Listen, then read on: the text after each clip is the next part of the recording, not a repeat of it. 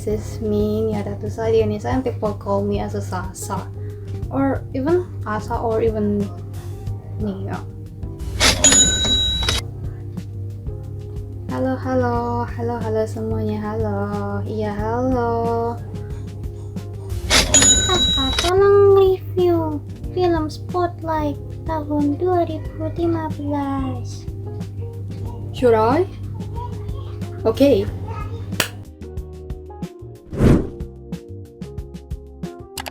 Udah siap belum?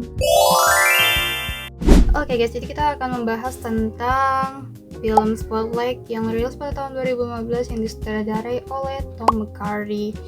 Jadi ini tuh film apa sih? Ini tuh filmnya, inti dari film ini adalah tentang investigasi yang dilakukan oleh tim kecil yang merupakan wartawan.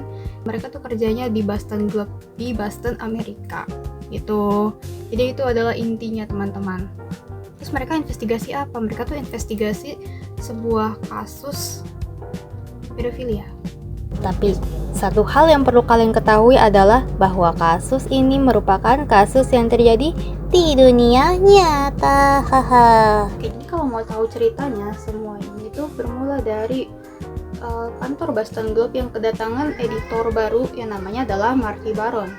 Marty Baron ini tuh membaca sebuah artikel yang isinya tuh tentang kasus pelecehan yang dilakukan oleh para pastor gereja yang ada di Boston. Kita panggil pastor ini tuh sebagai predator topeng agamis ya teman-teman. Catat, predator topeng agamis, oke? Jadi setelah dia membaca artikel tersebut, dia menyuruh tim Spotlight yang beranggotakan 4 orang, yaitu ada Walter Robinson atau kita sebut sebagai Robbie, terus ada Michael Rezendes atau kita sebut sebagai Mike, terus ada Chacha Favor, I don't know how to pronounce her name but tulisannya Favor. Terus ada Matty Carroll. Terus mereka juga dibantu oleh Ben dan juga editor mereka sendiri yaitu Marty Baron.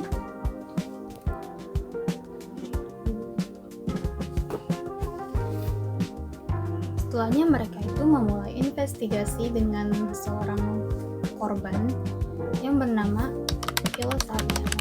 Jadi korban ini mendirikan sebuah komunitas yang namanya itu adalah SNAP, Snap. Dari situ mereka mengetahui bahwa setidaknya ada 13 pastor yang terlibat. Mereka memperluas lagi jaringan informasi mereka. Mereka juga mulai mencari informasi itu dari sumber lain, yaitu seorang pengacara namanya adalah Mitchell Garbedian. Jadi Mitchell Garbedian itu adalah seorang pengacara yang juga nge-follow up kasus ini beberapa tahun yang lalu.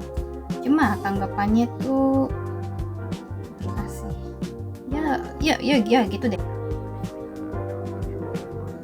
Lalu yang paling gong itu sebetulnya, ini menurut aku ya, yang paling gong itu adalah ketika mantan pastor menelepon kantor Boston Globe.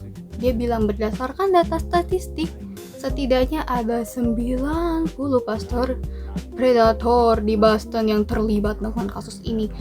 Like 90. That's too much. Like wow. Investigasi mulai asik dari bagian sini. Gitu. Lanjut, jadi mereka juga memverifikasi fakta ini tuh lewat beberapa berkas menunjukkan tanda bahwa pastor itu statusnya aktif atau tidak aktif. Dan mereka menemukan banyak pola yang sama. Awalnya pastor ini tuh aktif, kemudian tiba-tiba pastor ini tuh statusnya berganti, entah itu cuti atau dipindah tugaskan. Kan mereka jadi curiga ya, karena ada banyak banget pastor yang begini. Kemudian mereka mencari tahu lagi, mereka menemukan ada 87 pastor yang terlibat. Nggak 90, tapi ini banyak cuy. Soalnya satu aja udah meresahkan, apalagi ini 87. Like wow. Selain itu, tim wartawan Boston juga mondar-mandir mencari informasi dari korban kasus ini gitu. Dan pada akhirnya mereka berhasil menerbitkan berita tersebut di koran Boston Globe. Lalu mereka mendapatkan banyak telepon di akhir filmnya. Telepon-telepon itu berasal dari para korban yang mengaku bahwa mereka telah begitu sama para predator itu.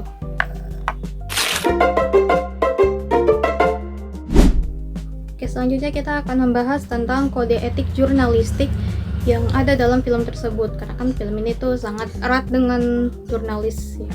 Yang pertama adalah verifikasi fakta. Jadi para wartawan yang ada di spotlight ini tuh mereka nggak langsung mempublish informasi tersebut, tapi mereka mewawancarai korban terlebih dahulu, menghimpun dokumen dari pengadilan dan juga catatan dari gereja. Jadi mereka verifikasi semua itu dulu.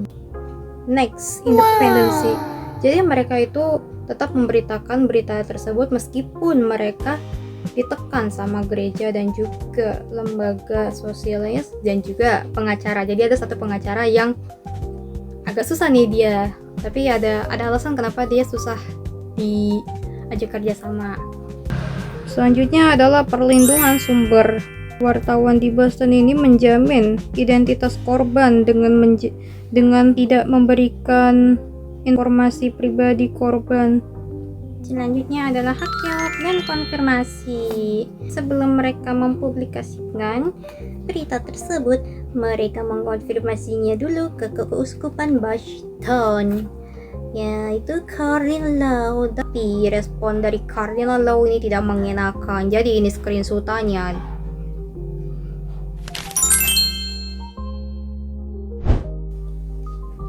Terus, apa dampak yang didapatkan dari film tersebut?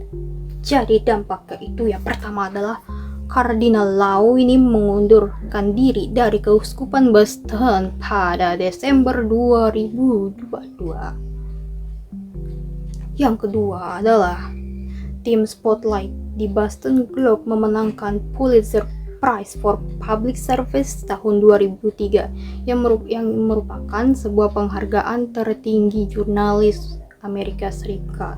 Oke, selanjutnya adalah banyak kasus di berbagai kota di berbagai negara yang terkait dengan pencabulan ini tuh muncul ke atas, seperti New Zealand, India, Brazil, Peru, Kanada, Filipina, dan sebanyak lagi. Sekian dari saya. Wassalamualaikum warahmatullahi wabarakatuh.